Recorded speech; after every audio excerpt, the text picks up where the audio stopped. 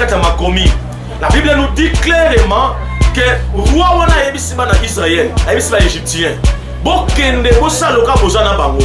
Bwana ko yeko la force na bango. Bwana ko yeko la dimension na bango. Bwana ko yeko la puissance na bango. Tango ko yeba makasi na bango, ndeko permettre bino bo détruire bango. Eza ndenge bando ki balonga biso, ndenge bando ki bakanga biso, ndenge bando ki ba emprisonner biso, c'est parce que ba étudier ki ba yekola ki malamu force na biso. Ba yeba ki degré ou dimension ya bitumba na biso.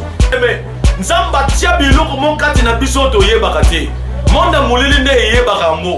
Nzamba tia mutu muso mona président de la République. Au moins mutala mal abani ko bela utaki bolenge. C'est parce que le diable a yebi que soki a collé un jour à Kamba Congo. Et ça na batu muso nzamba tia à la ministre lobi un jour. Yé moko kwa miyebi na yango te. Mais monde molili yebi yango et côté si combat na vie ya mutu wana. Il arrive des fois le combat se lève. Il arrive des fois que les choses se compliquent dans la vie. Il arrive des fois que l'amertume monte. Il y a une ascension amère. La mitema na biso à cause de la difficulté, à cause de bitumba. Gédéon ayebaki oui que baza peuple bien aimé ya Nzambe, mais à cause de bitumba, à cause ya passe ya côté na kata ya libota na bango, Gédéon faut comment ikoningana. Shalom, shalom peuple de Dieu. Na pesi bino ba mbote ebele nakanisi tozongi déjà na tatami, tozongi na terrain parce que salimo mikolo ebele.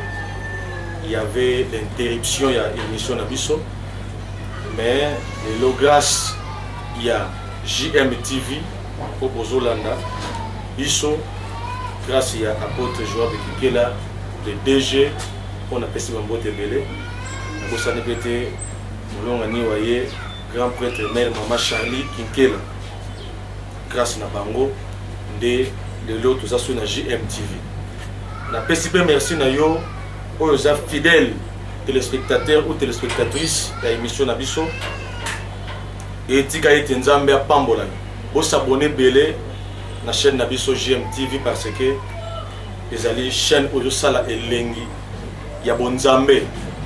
Oui, thème n'a pas été le tongo lelo, sans plus tarder, puisque TV et radio, ils ont un temps limité. Il faut procéder à thème nabiso. Thème nabiso, il y a tongo lelo, tozo bela, la révolte spirituelle. La révolte spirituelle. La dinga le linko le ba botombo ki yamolim. Mais bien aimé, pourquoi tu prends thème boy? Parce que ils ont pas de belé, ils ont emprisonné, ils ont pas de belé, ils ont combattu, ils ont pas de belé, ils démons, ils fandeli, ils vivent bango, ils ont pas de belé, diable, à côté ici, ils ont un sac. Donc, Satan longoli mutu na forme ya kibomoto, a memi a commis sur la soso. Donc, vivre, et ça comparable na ya Niama, c'est parce que ba imposer vie moko. Yango moni tolobi à travers ya thème oyo toko se révolter contre biloko wana. La lingola nangana avec beaucoup d'attention parce que mateya oyo mabo mutu mo comprendre que il faut à se révolter, il faut à tomboka spirituellement pour abima na biloko mususu oyo et bloquer bambula na bambula. Mais bien aimé, tu continues à mal comme on a biso. Dans tolobi le mot révolte. Révolte signifie c'est le fait de se rébeller. Il faut se rebeller contre la force du mal. Il faut se rebeller contre la loi établie. Il faut se rebeller contre la vie démoniaque qu'ils ont imposée. Il faut se rebeller. Les colos, il y a des décisions qui sont imposées. Parce que les belés quand ils biso, ils vivent la vie imposée par le monde des ténèbres. Mais au nom de Jésus-Christ de Nazareth, le Dieu des apôtres, je vous dis que vous avez direct de cette émission, vous allez délivrer, et libérer. Mais bien aimé, il faut que vous vivre dans ce monde. Tu as deux forces où ils ont dirigé. Tu as deux puissances où ils ont dirigé. Tu as la puissance divine, puissance en Nzambe, où il y a Dieu créateur, puis tu as la puissance satanique, où il y a diable. Le diable est là pour nous combattre. Le diable est là pour nous détruire. Le diable est là pour nous dérober. Le diable est là pour égorger. Mais bien aimé, mais nous sommes préparer pour bongisa, pour protéger biso. Maintenant, ni ne salemaka. Na moment où yo biso to na vie de prière à malongati. To na moment où to botami na ba famille mo na ba problème. To na moment où yo na ba porte mo ko funga na vie na biso, où yo na ba combat. Mes chers bien-aimés, et on a Satan qui a force à bondisa biso à travers. Il y a ba force, il y a ba esprit oyo à tia tout autour na biso pour et commander biso. Il y a un moment où Job a lobby, la réalité dans l'homme c'est l'esprit. Parce que Job a été très spirituel. Job a évoqué le pourquoi le monde fonctionne. Parce que Ebele va se prier, mais tu évites que c'est la spiritualité qui engendre le physique. C'est la spiritualité qui commande le jour. Mais bien aimé, ma bota moussou sous le lot, baso vivre vie à conformité. Vie à kibokokani, c'est-à-dire au talivia ya liboso, au talivia ya mibale, ti au tali na bana souka, vous allez remarquer que eloko malamu ezati. Donc ça sous forme de système moko ba imposant na ba famille. Et lelo yo pe muto na nga à travers de cette émission, bana ko comparer vie na yo. Na ya barrière, soit ya bato ba leka avant yo, soit ya ba ene na yo, vous allez comprendre que makamoto lobela awa ya ma sécurité ya mangamba solo.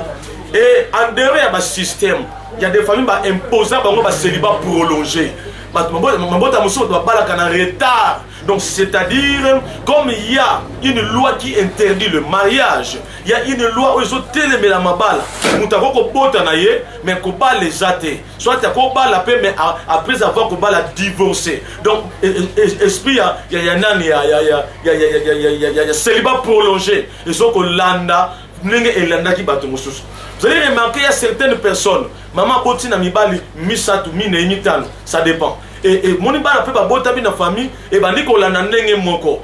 Il faut se révolter. Biloko monsieur mutoyo kamateyo, et sous que l'on est wanate. Il faut se révolter. Biloko monsieur dans la famille na biso, ouais comment le gars ba système, le gars ba piège. Il y a monde na molili et ko bimaka katango motomo pas telemi. Alors désormais, j'arrête, na stopper yango. Bien aimé Olanangaï, ma soeur, mon frère, si vous avez transféré onction, il y a courage, onction, il y a puissance, c'est pas naïo. En fait, que ça n'a pas qui a quoi arrêter, force nyos, ou est tellement, ou est bengana kabola, mon famille nabino, au nom de Jésus-Christ. Oui, mais bien aimé.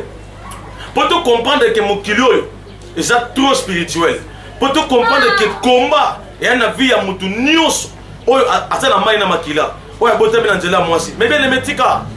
Golia foufou, donc au sommet la main dans le magasin, et l'objet que non, on a délivré. Satan a la méthode de périr pour combattre la vie à moto. Délivrance, c'est ça que vous avez dans ma côté. Délivrance, c'est ça que vous avez délivrance, c'est ça que vous avez tout côté. Délivrance, d'abord, c'est l'intérieur de la personne. Il faut la libre, il faut la sauver, afin que même dans la zone tambola, va témoigner que c'est réellement cette personne est délivrée. Mais bien aimé, quand non au sombi foufou, au sombi masang, au sombi matemelo lambi au lieu, on dit que non ma vie va bien.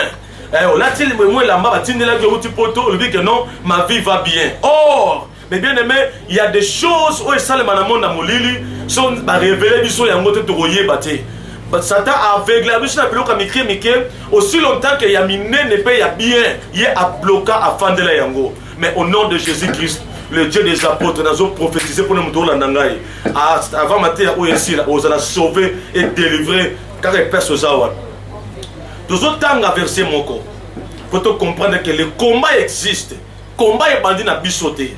Verset où il faut comprendre réellement que na ba vie na biso bitumbe jali.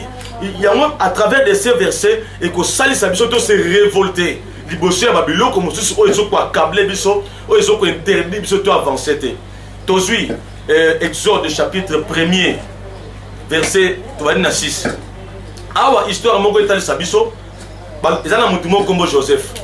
Joseph après avoir été vendu par ses frères Ayaki na Égypte na prison et après avoir été emprisonné et Nzamba yako tombo de Joseph a comme premier ministre na Katia Égypte. Et la Bible nous dit selon verset au temps à Siko après avoir dirigé ou régné le rôle de premier ministre, et Joseph a Koufaki. Si Joseph a Koufa, maintenant, l'histoire n'a pas été bandit. Dans Exode chapitre 1er, verset 6, nous devons comprendre que le combat est allé, n'a pas tout nyonso basambela. On prie ou pas, aussi longtemps que ma famille te botami va sous ses amabé, bitumbe zali, mais bien aimé, bitumbe aussi la terre. Le combat ne va pas finir. Mais tant que tu pries, tu te lèves le rango, tu bimaraté, mais tu se retires à côté et tu avances à Kamusika. Tu as verset 1. Exode chapitre 1er, verset 6. Joseph mourit, Joseph a Koufi, ainsi que tous ses frères et toute cette génération-là. Pe bandekone nyonso, pe elekowana nyonso, balekaki bakufaki. 7. Les enfants d'Israël furent féconds et multiplièrent. Bana Israël bakomaki et belé, pe bafulukaki. Ils s'accrirent et devinrent de plus en plus puissants. Babane toujours ko kola, pe ko mata, pe bakomaki n'ampi photo n'anguya koleka. Et les pays en furent remplis. Pe Égypte tombo kawana et tondi samaki. 8. Il se leva sur l'Égypte un nouveau roi. Et tellement qu'il n'a qu'à tambo qu'Égypte mokondi moko, qui n'avait point connu Joseph. Yé ayeba ki Joseph te. 9. Il dit à son peuple, ayebisi batunaye dans ba égyptien, voilà les enfants d'Israël qui forment un peuple plus nombreux et plus puissant que nous. Botala liboto Israël. Bandeko ya Joseph au batika la kati ya Égypte. Ba comment ça la libota moko plus puissant. Ba comme belé ko le kabiso. 10. Allons, Tokende, montrons-nous habile à son égard. Tout l'accéléré, tout ça n'a pas longo. Empêchons qu'il ne s'accroisse. Tout peut qui s'abango ba foulukate. Eh bien, les mélanda bien verset pour comprendre. Et que, pour être, s'il survient une guerre, ceux qui bitumba eye, ils ne se joignent à nos ennemis pour basangana bamuna nabiso pour nous combattre et sortir ensuite du pays. Pour ba bunisa biso, pour ba bima nakati mboka. 11. Et l'on établit sur lui des chefs de corvée afin de l'accabler. Et batie likula bana ya Israël. Ba konzi na basinga. Donc corvée et ça singo kanga masou. Le fil de corvée. Basinga kanga masou, basinga kanga ba cheval. Maintenant balobi et l'on établit sur lui des chefs de corvée. Donc batie li bango ba konzi oyo bazinga ka balinga ka basinga, o bakanga ka basinga makasi wana. Afin de l'accabler des travaux pénibles. Pour être bakanga bango na misala ya makasi. C'est ainsi qu'il bâtit les villes de Python et de Ramsès. Nde na bongo bakomaki besclave ko tonga mboka ya ba égyptien Python et Ramsès pour servir des magasins à Pharaon. Pour na salisa ba magasin ya Pharaon. Mais bien aimé, ce verset est très clair bandeko. Tomoni mutumo anzamba tombola en Égypte comme Joseph. La Bible nous dit Joseph a Koufi. Après avoir régné le rôle de premier ministre, a Koufi Akei. Et la Bible nous démontre ici dans le verset de Tangi, si Mako Koufa, il y avait un roi nommé Pharaon. Naskofil 4, Pharaon Neko, son vrai nom. Et Tomoni Pharaon a tel, la Bible nous dit Pharaon a un roi Telemi, il est à Yebaki na Joseph T. Et le tango a Telemi, a comme roi quand il y a Égypte, a Yebisi ba Égyptien nyonso. Alors bien bango, bana Israël bazo comme ébélé, ba risquer ba bote na biso mboka. Bana Israël ba comme les plus en plus puissants, ba dominer biso. To sangana, to kende to sa lokwa to zana bango longo. Lokwa to zo kana malamu. Mais c'est-à-dire en d'autres termes, tout que nous avons espionné bango. C'est-à-dire tout que nous avons la force na bango. Mais bien aimé, bademo batinde la biso ba envoyer na bango na moi. Ba ya ko vanda pembeni na biso. Ba ya pona ko landela ba vie na biso. Ba ya pona ko yeba makamoni ni to salaka. Mais bien aimé, au mona ka bambala mususu makamuna secret. Tant ozo beta ngona voisine, si mama kamone simba asusute. Ezala mabloko mususu mona, o beta li soleil libala monge pa muninga. Depuis Betango, Moninga commence à envoyer à diable. Moninga wana mema na monde molili. Et comment na mariage no et kota. Mais bien aimé, biloko belé le côté na vie na biso, to yeba kate.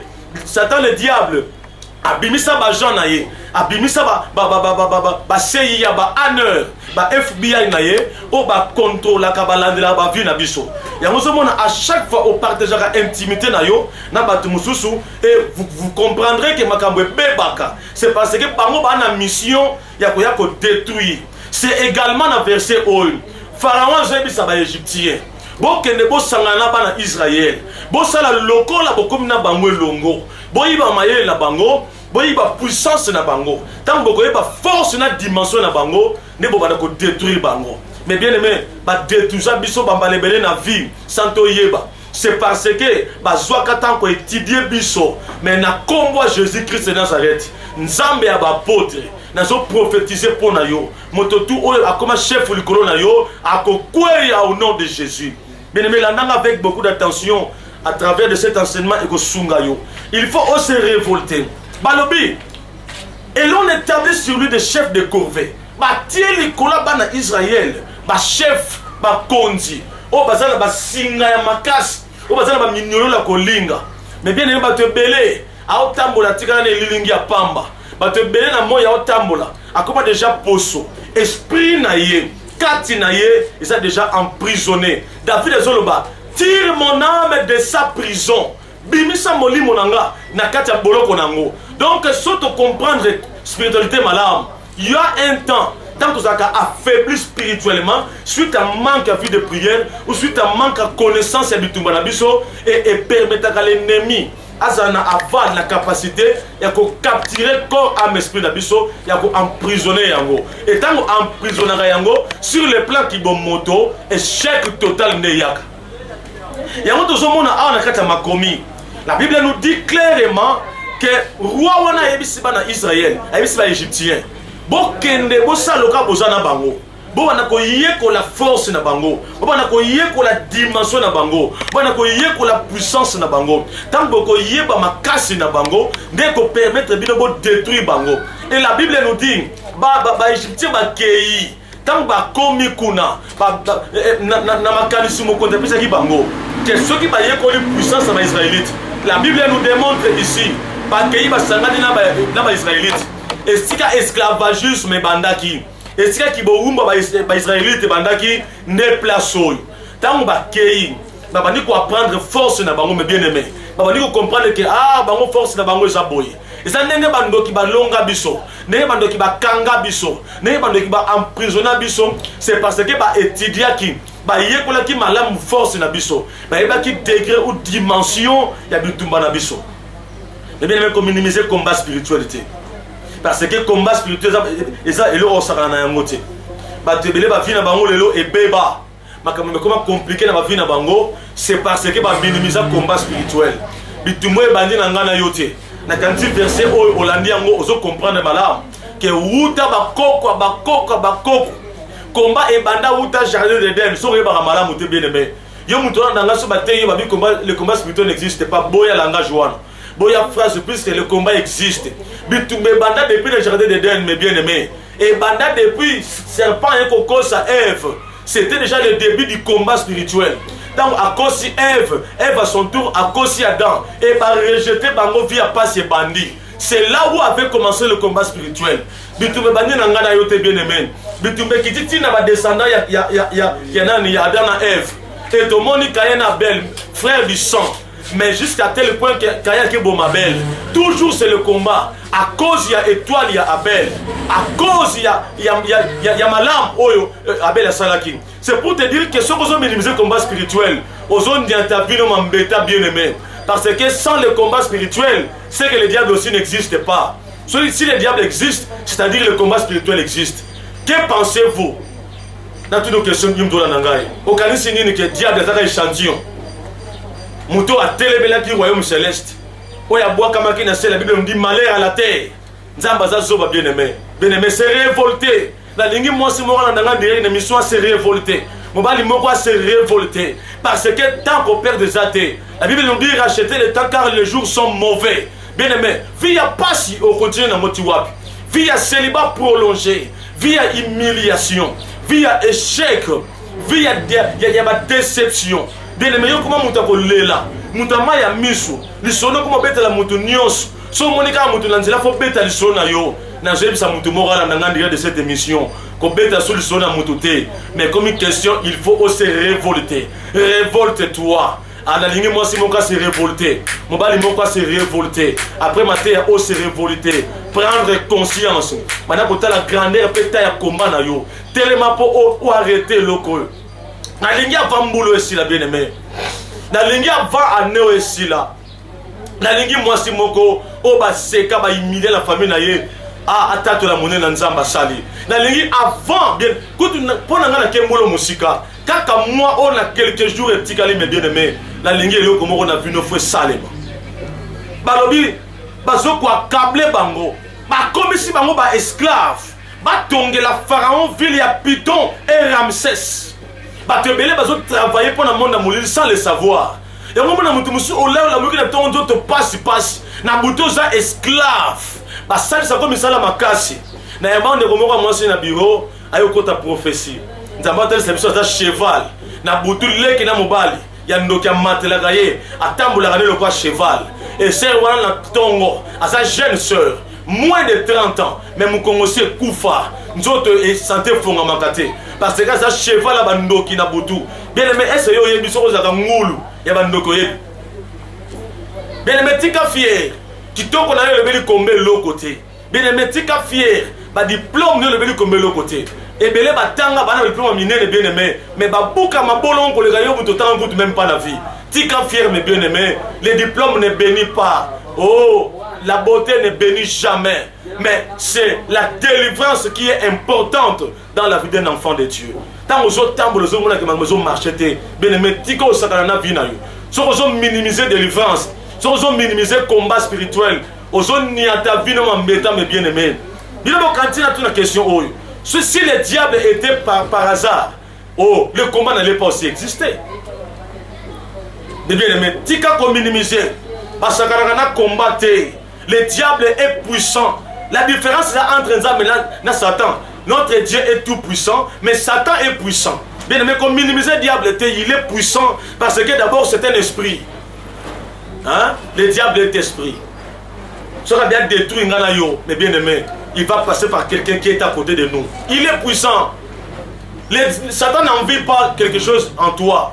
Le diable est là pour détruire. C'est ça sa mission. C'est ça, ça a été sa mission. Mission na ye ya kala yangwana. Détruire seulement. Bien aimé, kotika tamingite. Tu as longtemps souffert. Tu as beaucoup souffert, mes bien aimés. On n'a pas mis temps et belé. Tu supposes continuer qu'on nyoka. Ma kamezo marchete. Makamozo simbate, pauvreté telemi, célibat est telemi, kolela est telemi, kozang est telemi, ba diplôme zoyate, ma balle zoyate, ba fiancé bazo kende, trop de déceptions, mais bien aimé, kola la pongite, c'est révolté, c'est révolté, c'est révolté, c'est révolté, mais bien aimé, tomboka pour être biloko yesila, tomboka pour être délivrance dans le pesama, tomboka pour la sauver. Tomboka mes bien-aimés pour être ma cabinet fait si là. Naïbi motomona bilo comme Gédéon. Sur aujourd'hui juge chapitre 5 au moins dans l'histoire vous allez voir 6 pardon au moins dans motomona comme Gédéon. Et la Bible nous dit Gédéon li botane zaki na kati ya pauvreté. Totanga nanu yango. Juge chapitre 6. Juge chapitre 6. Pour comprendre que combien bandit na yonangati. Juge chapitre 6 verset 1er. Les enfants d'Israël firent ce qui déplaît à l'Éternel. Bana Israël bansa makamora mabe. Oui, c'est pour ça qu'il coloté. Et l'Éternel les livra entre les mains des Madian pendant 7 ans. Penkolo akabi bango na maboko ya ba Madianite to ba Madian utambula sambo mbula 7. Et la main des Madian fut puissante contre Israël. Le boko ya ba Madian zakina nguya likolo bana Israël pour échapper à Madian pendant que kima Madian les enfants d'Israël se retiraient dans les ravins des montagnes bana Israël bazo kima mosika bangomba dans les cavernes na di bombelo et sur les rochers fortifiés na mabanga oyo ya makasi penza. Mais bien aimé, avant de continuer verset oyo, la tali sayoke à cause de l'ignorance nzamba ko permettre combat ya ko frapper yo. To suka exemple o bana Israël. La Bible nous dit bazo sala makambo et puis nzambe honneur te. Et puis si nzambe lokumu te et sali te nzambe a cédé bango, a légué bango entre les mains d'ennemis na bango. Et la Bible nous dit que nzamba tiki bango bazala ki frapper et jusqu'à tel point bani ko kima. Et so kiti na se pour te sauter rapidement, so kiti na se vous allez trouver histoire ya mutumo kombo Gédéon. Et Gédéon azaki moko ya peuple azaki en captivité. Gédéon azaki moko ya oyo akangamaki. Mais bien aimé temps c'est pour ça ni na pesoka verset potam. So li vous comprendre l'histoire de Gédéon malam. Au bandika à partir ya Juge chapitre 6 verset 12. Balobi l'ange de l'Éternel lui apparut et lui dit: moi je n'en encore abimeli Gédéon pas yebisiye. L'Éternel est avec toi, vaillant héros. Nkolo azana yolongo molongi. Mais bien aimé, j'aime bien la lingapo ko timo la penza phrase par phrase. Surtout quand je lis la Bible. Tout le monde abalobi moi j'ai ici abengi Gédéon eloko moko comme mon boy. Alobi vaillant héros. Alobi oh l'ange de l'Éternel lui apparaît. Moi je n'en encore abimeli et lui dit ayebisiye. L'Éternel est avec toi, vaillant héros. Nzamba zelongo na yo molongi. Mais bien aimé, nzamba tia biloko mon kati na biso to yebaka te. Monda molili nde yebaka ngo. Nzamba tia mutu muso mona président de la République, au mona mutu la abani ko bela utaki bolenge. C'est parce que le diable a yebi que ceux qui a collé un jour à Kamba Congo. Et ça na batu muso nzamba tia azala ministre lobi un jour. Yé moko kwa miyebi na yango te. Mais monda molili yebi yango et côté si combat na vie ya mutu wana. Et ça ndenga moko na Gédéon. Gédéon bakangi bango na captivité na kata ki boumbu et ça qui na volonté nzambe plus que nzambe moko livrer ki bango parce que ma belle zaki ming. Mais la Bible nous démontre ici que malgré bazaki na captivité mais il était toujours héros. Na bisa mutu moko na malam. Bien aimé, il faut se révolter. Bimisa héros et la likati na yo. Osa héros, osa vaillant guerrier, osa fort et puissant dans les combats, mais eloko osa affaibli, c'est à cause de l'ignorance. On minimise ma camoufler son avis. Pas personne va prophétie sur le combat. On a toujours pour minimiser yango. Ma camoufler belé à malamu na vie balba na yo basal na nzambe o to sa na yote. Yango ignorance et permettre nzamba tika yo la bloquer. Et Gédéon a bossé na kinaye to ayeba kinete kezaki vaillant héros. Mais tant ange de l'Éternel a dit que vaillant héros. Bien aimé, j'aime bien la moi petite phrase. Vaillant héros. Oh mon long yangouya. Et Gédéon lui dit, na 13, Gédéon a dit si moi je bouille. Ah, mon Seigneur, oh Nkolonangaï, si l'Éternel est avec nous, pourquoi toutes ces choses nous sont-elles arrivées? Et où sont tous ces prodiges que nos pères nous racontent? Wapi, babola moto mbikamo oyo, papa na biso, bayebisa biso. Quand ils disent, Tambalobaka, l'Éternel ne nous a-t-il pas fait monter hors d'Égypte? Est-ce qu'un colo a mis cette bisote mosika Égypte? Maintenant l'Éternel nous abandonne. Et il nous livre entre les mains des Madians.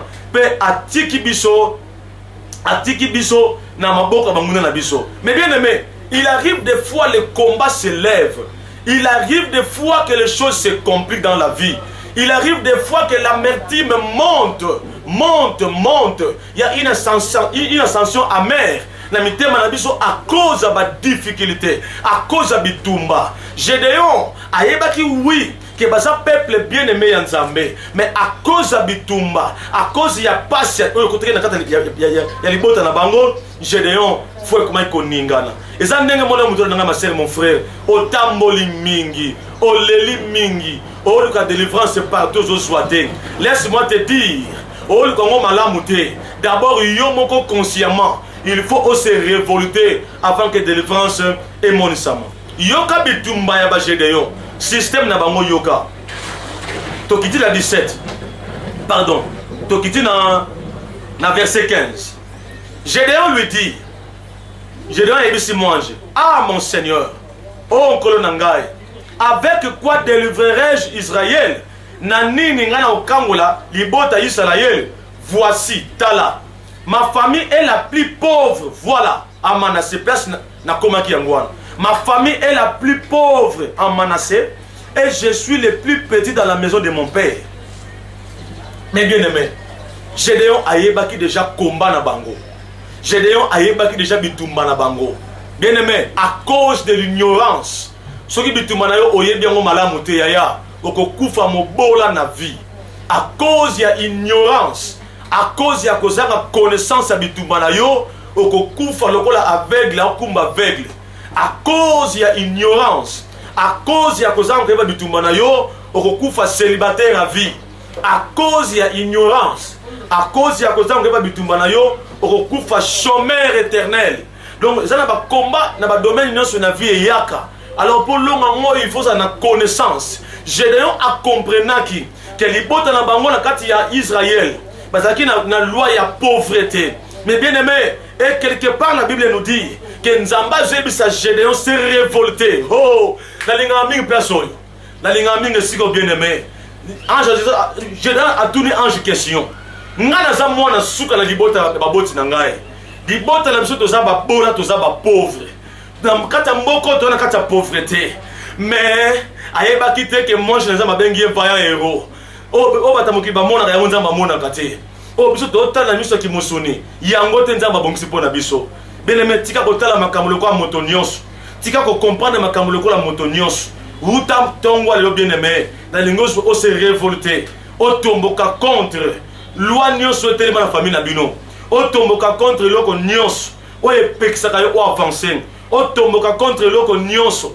Oyo asalaka yete ke o avancer te. Bien aimé, il faut comprendre. Oui, bien aimé. Il s'agit de prendre comme ça, que il faut te tomboka, il faut te se révolter. Oui, mes chers bien-aimés, tu as commis une sous-émission na biso, tu as juste te ça. Merci, na yom tolandi biso. Merci pe na DG ya chaîne JMTV, l'apôtre Joab Kinkela, et merci pe na madame nae maman Charlie Kinkela, grâce na bangonde émission oyo ezo sali.